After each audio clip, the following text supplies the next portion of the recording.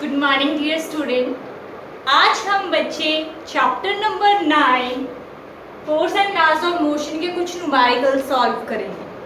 ठीक है, तो आप सबको बहुत प्रॉब्लम्स आ रही थी न्यूमेरिकल्स करने में, इसलिए मैंने कुछ एक्सरसाइज के कुछ न्यूमेरिकल प्रॉब्लम्स लिए हैं जो हम आज की क्लास में डिस्कस करेंगे। तो जो फर्स्ट प्रॉब्लम है इसमें क्या कहा गया है, a truck start from rest and rolls down a hill with the constant acceleration. It travel 400 meter in 20 seconds. Find its accelerating force.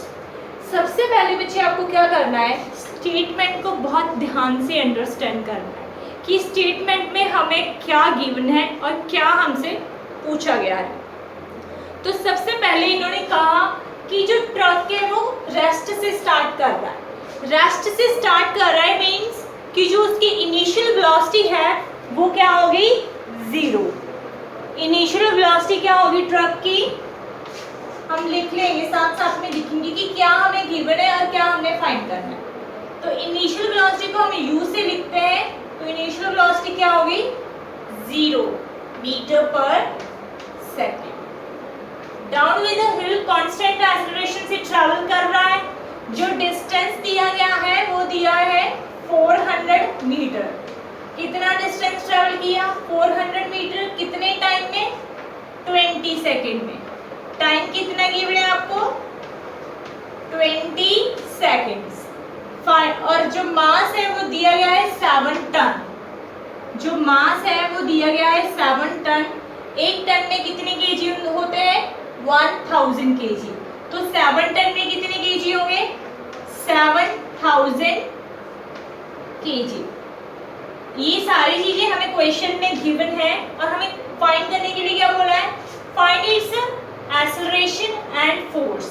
हमने एक्सेलरेशन को फाइंड करना है और फोर्स को फाइंड करना है।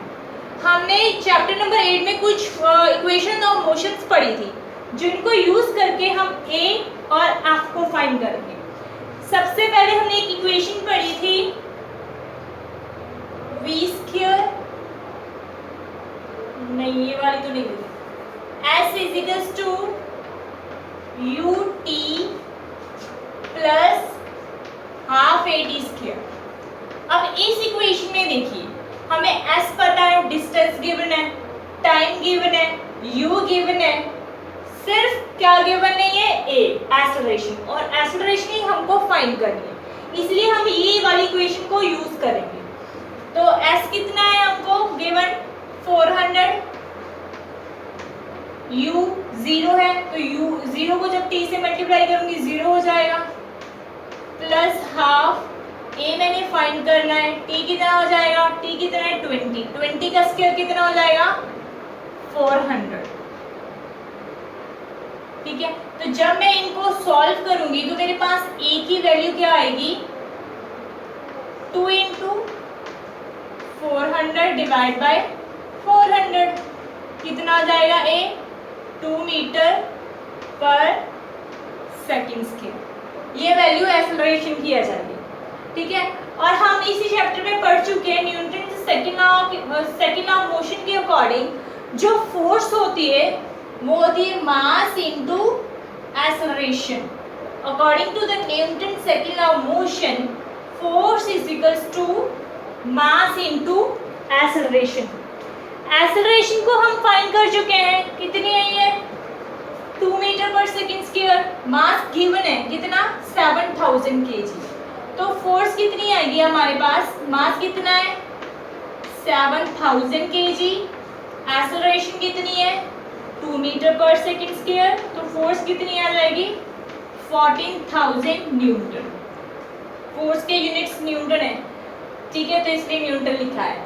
आपको बच्चे एक बात ध्यान में रखनी है कि जब हम एक्सेलरेशन लिख रहे हैं तो एक्सेलरेशन के यूनिट्स लिखेंगे मीटर पर सेकेंड स्क्वायर, फोर्स लिखा है तो फोर्स के यूनिट लिखेंगे न्यूटन। तो अगर आप अपने आंसर में यूनिट्स नहीं डालते तो आपका आंसर रॉन्ग ही माना जाएगा।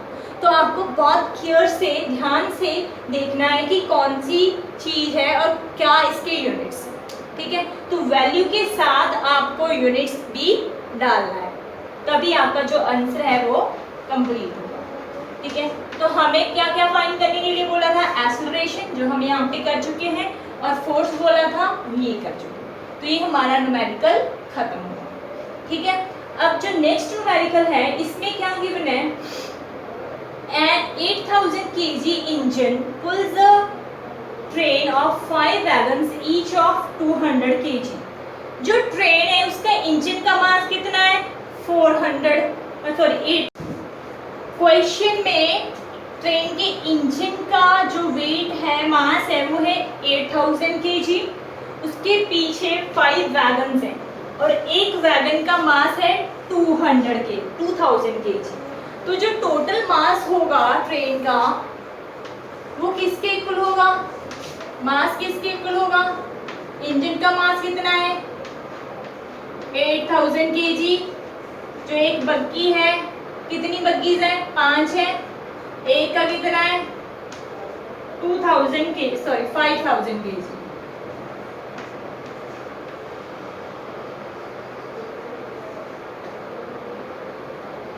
ठीक है बच्चे, तो इसको हम आगे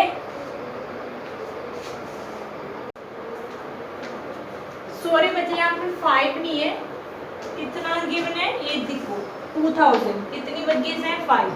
यहाँ पे आएगा 2000। तो टोटल मास कितना हो जाएगा?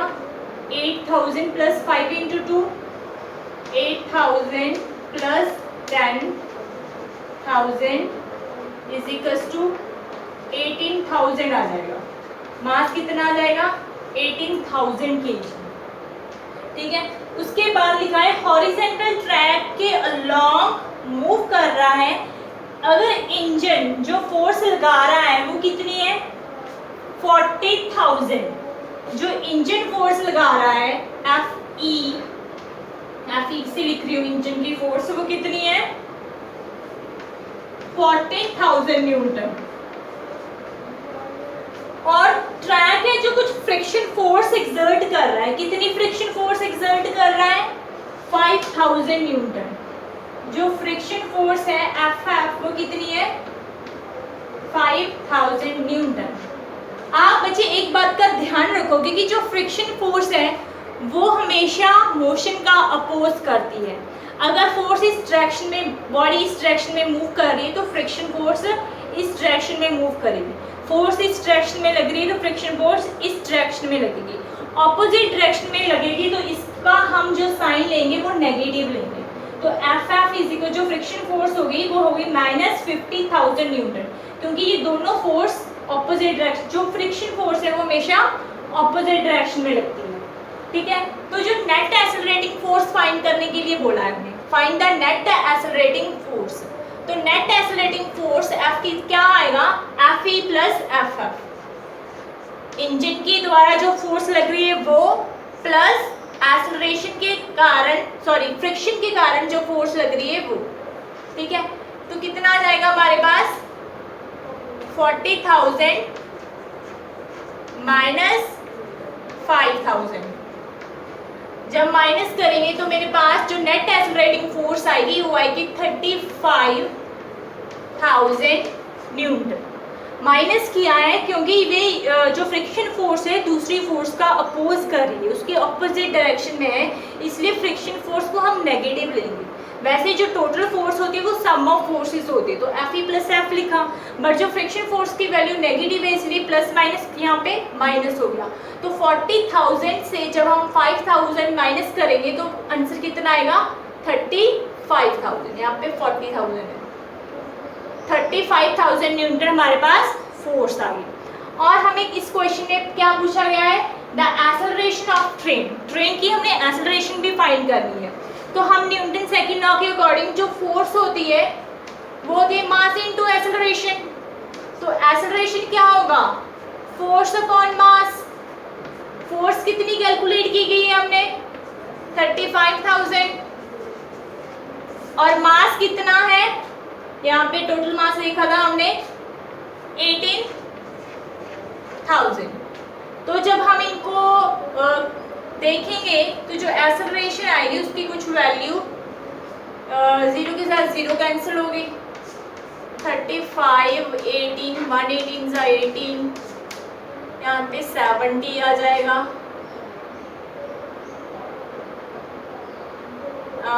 0 है यहाँ पे लगेगा कुछ पॉइंट 89 ये कुछ आ जाएगी। आप कैलकुलेट खुद करके देख लेना। 1.9 मीटर पर सेकेंड स्क्वायर इतनी एक्सेलरेशन की वैल्यू आ जाएगी आपकी। ठीक है, तो हमने नेट एक्सेलरेटिंग फोर्स भी निकाल ली ये वाली, और एक्सेलरेशन ऑफ ट्रेन भी निकाल लिया ये वाला। ठीक है, कुछ खास नहीं है, सिंपल सी बातें हैं जो आपको ध्यान में रखना। ठीक है बच्चे, अब जो नेक्स्ट क्वेश्चन है वो बहुत ही इंपॉर्टेंट क्वेश्चन है जो law of conservation of momentum के ऊपर डिपेंड करता है।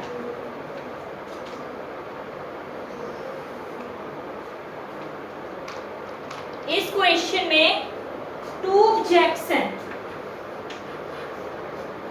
दो चीजें हैं,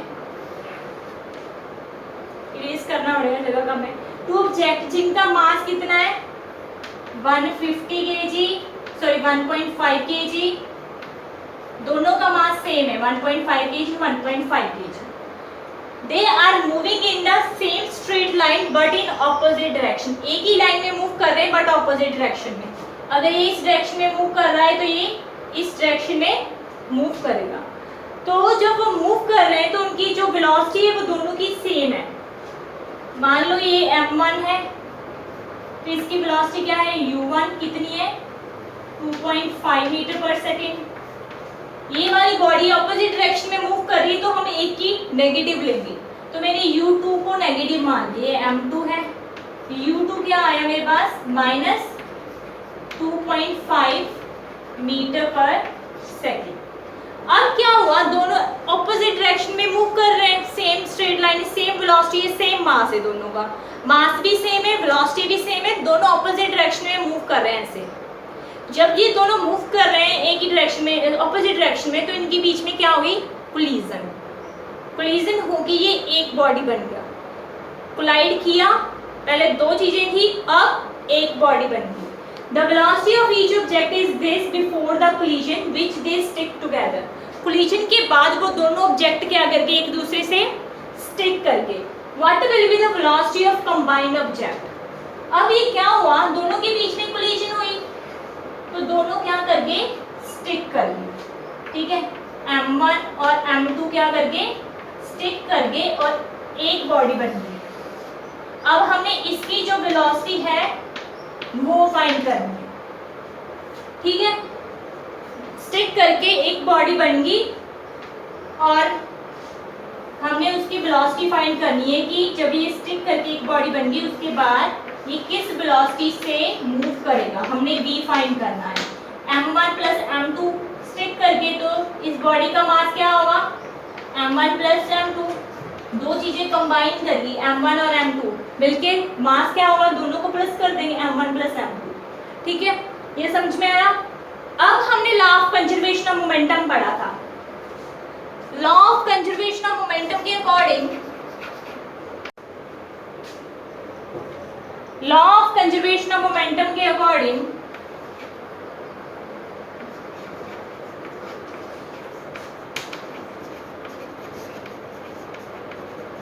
जो इनिशियल मोमेंटम होता है, इनिशियल मोमेंटम वो किसके इक्वल होगा, फाइनल मोमेंटम के इक्वल। इनिशियल मोमेंटम क्या होगा, दो बॉडीज थी m1 u1, मोमेंटम क्या होता है मास इनटू वेलोसिटी।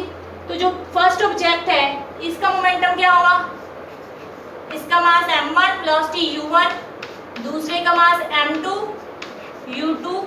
तो बिफोर कोलिजन ये दोनों अलग अलग थे, तो इनिशियल मोमेंटम क्या होगा m1 u1 plus m2 u2। जब कोलिजन होगी उसके बाद जो मोमेंटम है वो इस बॉडी का होगा। इन दोनों का मास क्या हो गया, अब दोनों स्टिक करके तो एक ऑब्जेक्ट बन गया, तो उसका टोटल मास हो गया m1 प्लस m2। इसकी वेलोसिटी हमने निकाल ली। तो m1 u1 कितना है, m1 कितना है 1.5, u1 कितना है 2.5 प्लस m1 कितना है 1.5, u2 कितना है -2.5 is equal to m1 plus m2 1.5 into plus 1.5 कितना हो गया 3v।